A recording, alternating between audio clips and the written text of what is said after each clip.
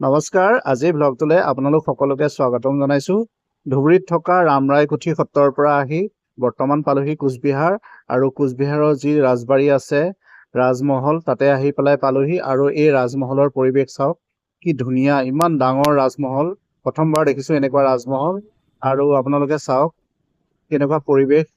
Gate pass লৈ সোমাই অহাৰ পাছত এনেকুৱা অনুভৱ হৈছে যে মই এখন বাহিৰৰ দেশত আহিছোঁ আৰু ইয়াৰ পৰিৱেশটো চোৱাৰ পাছত সহজতে যাবলৈ কাৰো মন নাযাব। বিশেষকৈ মোৰ এনেকুৱাই হৈছে, যাবলৈ মন যোৱা নাই, ইয়াতে অলপ সময় থাকিম আৰু এই পৰিৱেশটো চাম ভালকৈ। আৰু ভিতৰত গৈ পেলাই কেমেৰা কৰিব নিদিয়ে, ভিতৰত গৈ কেমেৰা এলাও নাই আৰু বাহিৰৰ পৰা সেইকাৰণে যিখিনি পাৰোঁ আপোনালোকক দেখাইছোঁ। গেট পাছ লৈ সোমাই আহোঁতে ইয়াত মানে কোনো ধৰণৰ বস্তুৱে আনিব নোৱাৰিব আপুনি। হাতত আনকি বিস্কুটৰ পেকেট এটাও আনিব নোৱাৰে। যিসকলে আহিছে তেওঁলোকেতো জানেই, আৰু যিসকল অহা নাই তেওঁলোকৰ কাৰণে কৈছোঁ, কোনো ধৰণৰ বস্তু ইয়াত আনিবই নোৱাৰে। আৰু এতিয়া ফাইনেলি আহি কোচবিহাৰত থকা মধুপুৰ সত্ৰ পাই গ'লোহি আৰু ইয়াৰ গেটৰ পৰা সোমাই আহিছোঁ আৰু এই পৰিৱেশটো চাওক, সত্ৰখনৰ পৰিৱেশটো কি ধুনীয়া চাওক। আমি নগাঁৱৰ পৰা 5 দিনৰ কাৰণে ভ্ৰমণ কৰিম বুলি আহিছিলোঁ আৰু নগাঁৱৰ পৰা আহোঁতে পাছৰ দিনাখন আবেলি বেলা আহি পেলাই ইয়াত পাইছোঁহি আমি।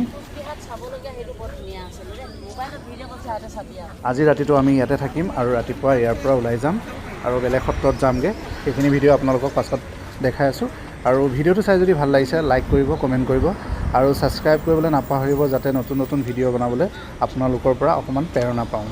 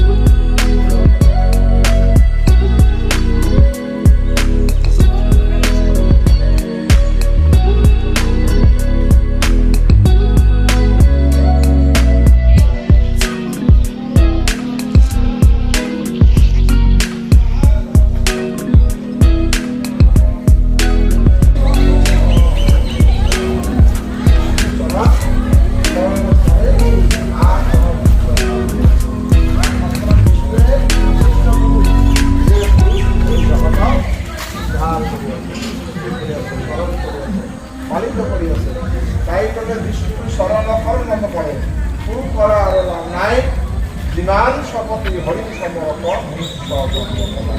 যাৰ যিমান শক্তি আছে, যাৰ যিমান ভক্তি আছে, যাৰ যিমান ইচ্ছা আছে, তাকে বলছে ঈশ্বৰ বললেন, সেইভাবে ঈশ্বৰ ভগতি কৰব।